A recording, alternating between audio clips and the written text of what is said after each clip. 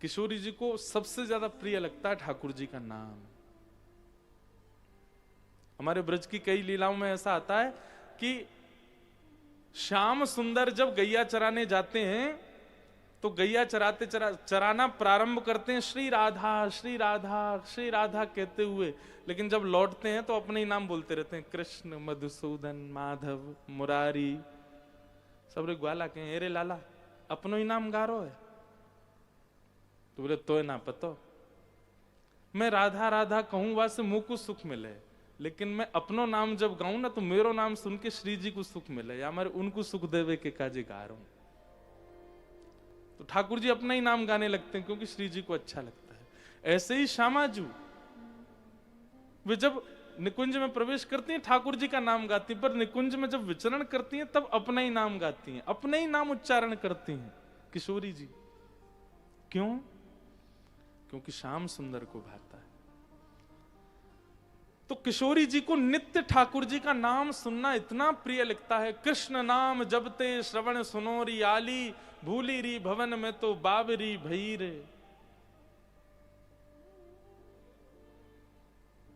तो किशोरी जी ने सोचा क्या करूं जो मुझे नित्य कृष्ण सुनाए। तब एक तोता किशोरी जी ने अपने पास रखा, उसको सारे नाम याद करवा रखे हैं भगवान के, और जब जब श्री जी कुछ भी करें वो बोलता रहता है मधुसूदन माधव मुरारी। अच्छा ये देखो नाम जप कैसे होना चाहिए, नाम स्मृति कैसे होनी चाहिए, जो नाम बोला जाए उसी भाव का दर्शन। जैसे ठाकुर जी का नाम क्या, मदन मोहन। अब जैसे तोता बोलता मदन मोहन तो किशोरी जी को मदन मोहन ही दिखते हैं। मदन मोहन कौन से हैं? बोले दुनिया में सबसे सुंदर है कामदेव, और उस कामदेव को भी जो अपने सौंदर्य से मोहित कर लें वो है मदन मोहन। ठाकुर जी के मदन मोहन झांकी आ जाती है किशोरी जी के नेत्रों में। जैसे ही तोता बैठे बैठे बोलता है माधव, तो ये माधव नाम कैसे पड़ा ठाकुर जी का? ठाकुर जी जब दौड़ते हैं पीछे पीछे सखा ठाकुर जी को पकड़ में पकड़ाई खेल रहे हैं, तो ठाकुर जी जब बहुत तेज दौड़ने लग जाते हैं तो सब सखा ठाकुर जी के माधव माधव मत दौड़ो मत दौड़ो, तब ठाकुर जी का नाम पड़ गया माधव। तो किशोरी जी जैसे सुनती है माधव तो ठाकुर जी ऐसे दौड़ते भय पसीना निकर रहे हैं, ये घुंघराले केस पीछे उड़ रहे हैं, ठाकुर जी ने अपनी पीतांबरी कस के बांध रखी है ऊपर, ये छवि दिखने लगती है। जो जो नाम उच्चारण हो वैसी वैसी छवि दिखे, ये नाम जप होता है। तो किशोरी जी नित्य नाम जप करती हैं, कैसे? सुख को कंधे पे बैठा के उससे सुनती रहती है, और फिर रोज की उनकी लीला है एकांत में जाती हैं, फिर और नए नए नाम याद कराती हैं उसको। तोता का स्वभाव है, रट रट रट लेता है, तुरंत याद करके बोल देता है। लेकिन एक दिन श्याम सुंदर सामने आ गए और वो सुख पक्षी बैठा था। किशोरी जी ने आज्ञा की प्रणाम करो। सुख पक्षी बोला ये कौन है, ये कौन है? अब ये कौन है पूछते ही किशोरी जी बोली तू इतने दिन से नाम गा रहा है, तुझे नहीं पता ये कौन है? तब किशोरी जी ने श्याम सुंदर से मिलन के बाद उस सुख पक्षी को आज्ञा की, अगर मेरे समीप रहना है, अगर मेरे संग रहना है तो जा, इनको जान के आ। पहले तू नाम तो रटता है पर नामी को जानता नहीं है, इसलिए मैं तुझे अपने पास नहीं रहूं, जाओ इनको जप के स्वीकार कर। तो उस सुख पक्षी को किशोरी जी के पास रहना इतना प्रिय लगता है कि वो दूर नहीं जा पा रहा है, लेकिन उसने मन में विचार किया कि इनके समीप रहने के लिए इनको जान, मतलब ये इतने प्रिय है इनको कि इनको यदि मैं जान गया तो ही मुझे रखेंगे। बोले अब जान के पहचान के नहीं, अब तो ऐसा जान के आऊंगा कि मैं जिससे मिलूंगा उसको जना के आऊंगा इनको। तब वो सुख पक्षी पृथ्वी पर आया। महादेव पार्वती को अमर कथा सुना रहे थे और वो पक्षी पीछे बैठ करके पूरी कथा सुन रहा था। पूरी कथा श्रवण के बाद जब महादेव को पता चला कि छुपके कथा सुनी जा रही है, अब उसमें दोष नहीं था, उनको पता ही नहीं था कहां बैठना, ऐसी कथा कथानक बताई जाती। महादेव त्रिशूल लेके दौड़े। महादेव को गुस्सा नहीं आया होगा, पर लीला रचवानी है ना, कैसे भी व्यास जी के पास पहुंचवाना है इनको। तो जैसे ही महादेव पीछे दौड़े, हिमालय में कूदते फांदते वो सुख पक्षी उड़ता हुआ बद्रिकाश्रम पहुंचा। वेद व्यास जी की गुफा, जहां व्यास गुफा है, वहीं वेद व्यास जी की पत्नी बिट्टिका वो जल पान कर रही थी। और शुकाचार्य जी ने सोचा कि महादेव किसी भी गुफा में जाने में सक्षम है, पर गर्भ में नहीं आएंगे, तो मुख से गर्भ में प्रविष्ट हो गए। महादेव को पता तो चल गया, पर यह क्रिया करवानी थी, महादेव को ही करना था कि कैसे भी व्यास जी के यहां पहुंचे ताकि भागवत इनके जीवन में आवे। और 12 वर्ष तक शुकाचार्य जी गर्भ में ही रहे मां के। 12 वर्ष बाद जब अंदर ही अंदर भगवत भाव चिंतन उनका प्रकट होने लगा, कभी नाचने लगते, कभी गाने लगते, तब मां को थोड़ी पीड़ा हुई और कुछ स्वर सुनाई दिए। तब उन्होंने व्यास जी से जाके कहा, मुझे पीड़ा होती है, और कभी कभी वैदिक स्वर सुनाई देते हैं। वेद व्यास जी महाराज ने नेत्र बंद करके दिव्य दृष्टि से देखा, बोले तुम्हारे गर्भ में साक्षात श्री सुखदेव जी महाराज। प्रणाम करते हुए बाहर से स्तुति गाकर के व्यास जी ने कहा, बालक आप जन्म लीजिए, हमें कृतार्थ कीजिए। सुखदेव जी महाराज बोले, हम यहाँ बहुत प्रसन्न है, एकांतवासा झगड़ा ना झांसा, कोई हमारे अलावा दूसरा है नहीं, हमको बहुत अच्छा लग रहा है यहाँ पे, हमको बाहर मत बुलाओ, माया बहुत खतरनाक है, संसार हमको पकड़ लेगा। बोले आपकी मां को पीड़ा हो रही है, कम से कम इसलिए बाहर आ जाइए। तब सुखदेव जी महाराज ने कहा कि अगर भगवान आकर के मुझे आश्वासन दें कि मुझे संसार की किसी भी प्रकार की माया नहीं सताएगी तो मैं जन्म लूंगा। तो कहते हैं कि वेद व्यास जी ने प्रार्थना की और भगवान चतुर्भुज रूप धारण करके बिटिका के गर्भ में प्रकट हो गए।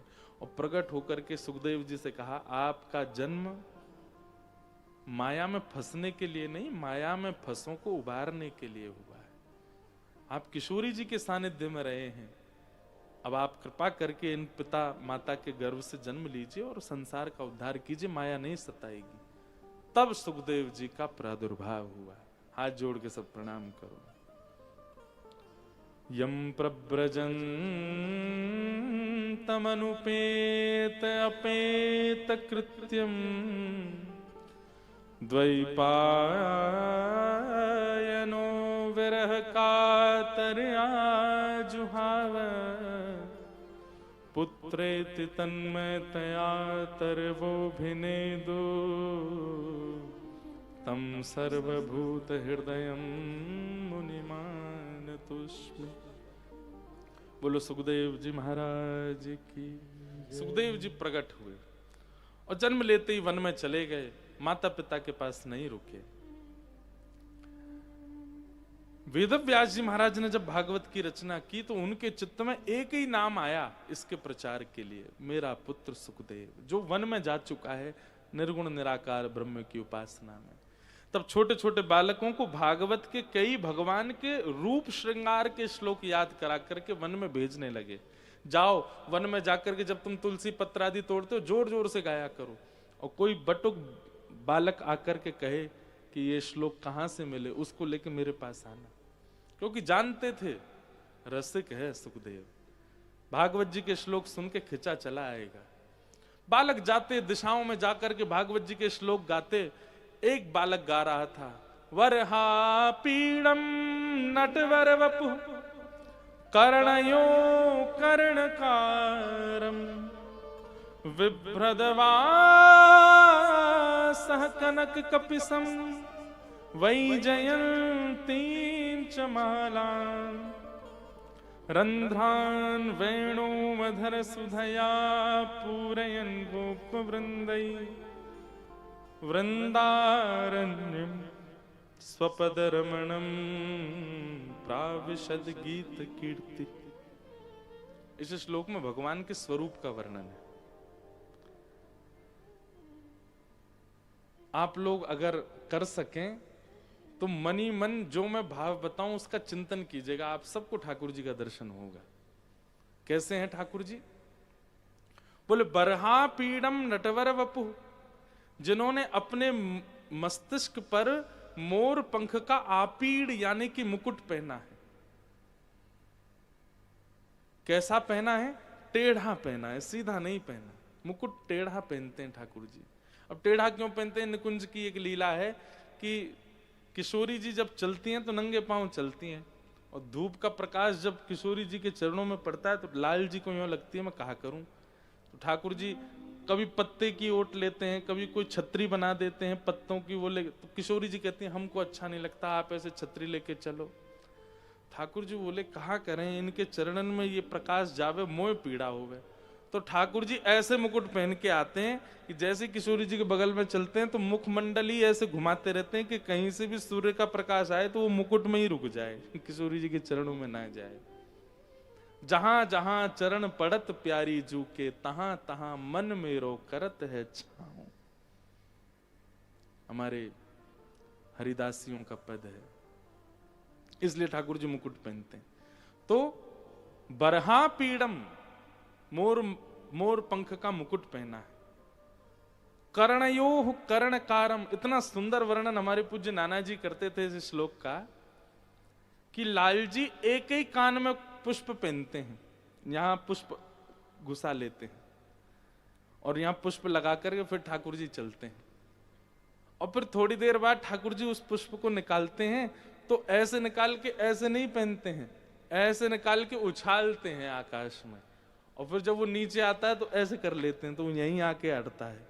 और इस छवि को देख के मधुमंगल सीधामा से अरे लाला हमारो कैसे जोर को आनंद करावे, फिरते करके देखा, फिरते करके ठाकुर जी फिर निकालें, फिर उछालें, फिर यूं कान करें यहीं आवे। ठाकुर जी की इस छवि को देख करके सब सखा खुश होते। कर्णयोः, क्योंकि यहां कान दो हैं कुंडल एक है, इसलिए नाना जी ऐसा भाव बताते थे।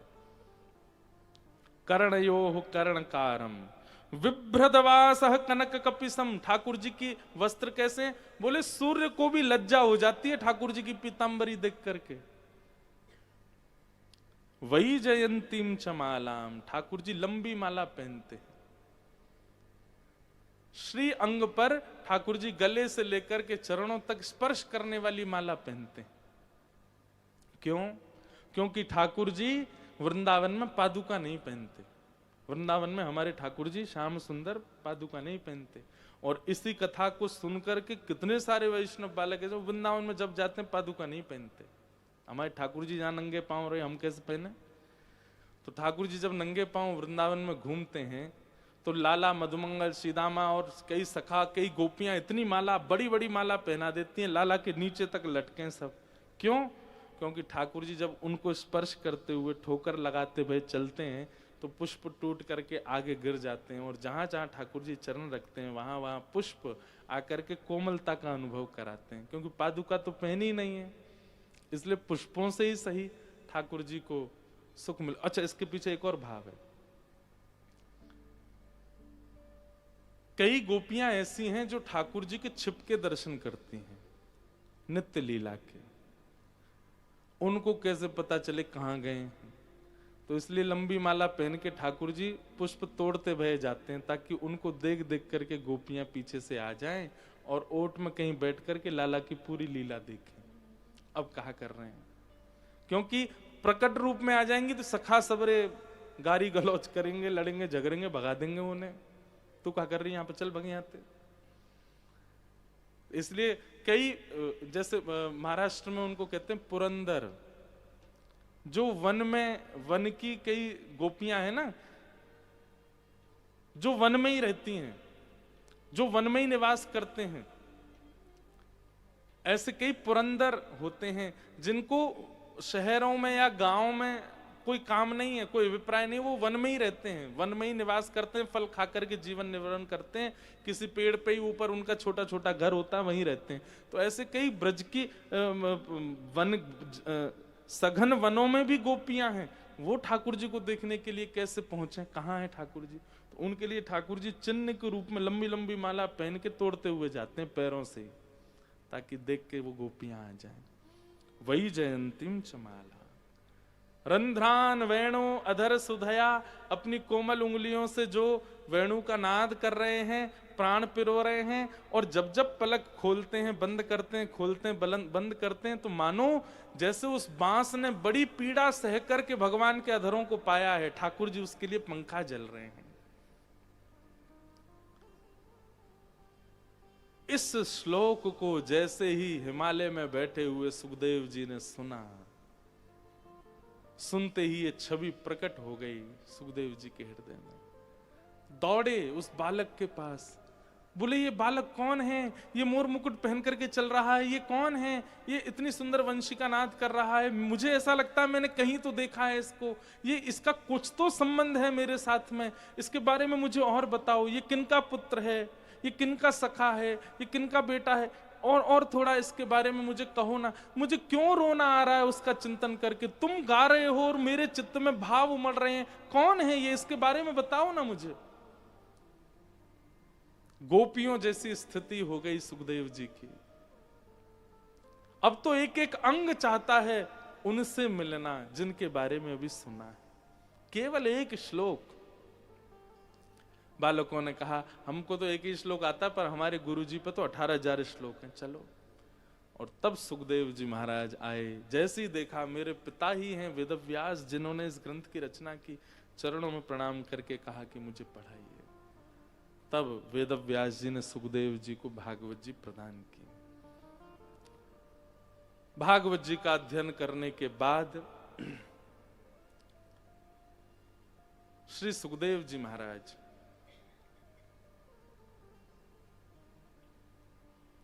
गंगा के तट पर गए और वहां एक परीक्षित नाम का राजा मिला, जिसको 7 दिन में मरने का श्राप लगा था।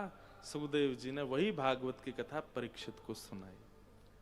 मतलब भागवत जी से कृष्ण की पहचान हो गई, पर सुखदेव जी के मन में आया कि मैं सीधे श्री जी के पास जाऊं, उससे पहले देख तो लूं कि जो मुझे प्राप्त हुआ उससे किसी का कल्याण हो रहा है कि नहीं।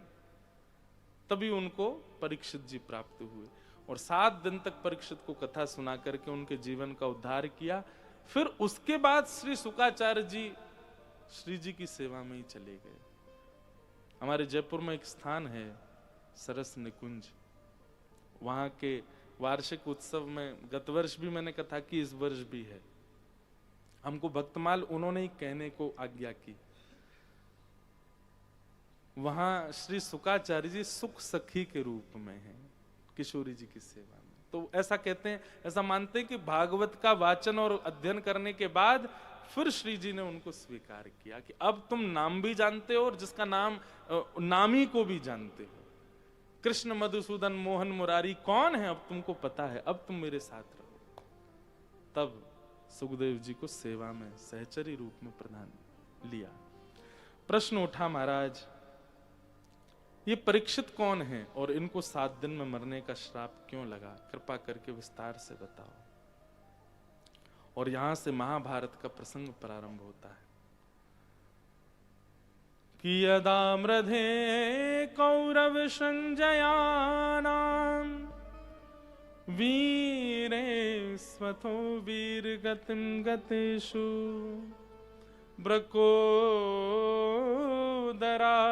विग्ध गदा विमर्श भृगनुरुदंडे धृतराष्ट्र पुत्रे।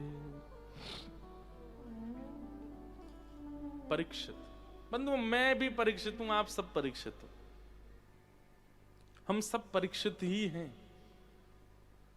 क्योंकि 7 दिन में मरने का श्राप सबको लगा हुआ है। हम सबका जन्म 7 दिन में ही होता है, 7 दिन में ही हम सब मर जाते हैं। परीक्षित जिस स्थिति में, उस स्थिति में हम सब हैं। कलयुग हम सबको प्राप्त है, पर हमारा जीवन सुधरेगा केवल कथा से ही। परीक्षित के जीवन में कथा आई तभी परिवर्तन हुआ उनके जीवन में। सत्संग